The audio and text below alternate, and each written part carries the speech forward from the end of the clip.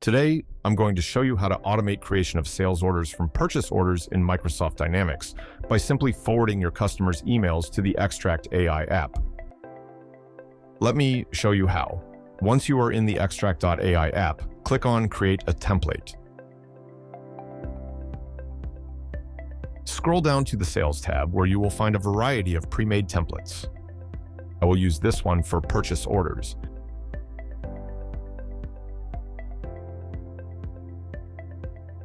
Now we can start extracting. Use a unique email address for forwarding customer emails or POs to Extract AI app.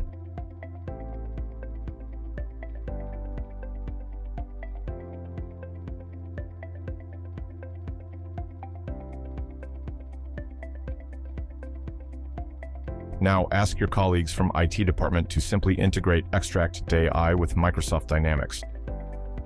Click the link in the comment to access your free trial.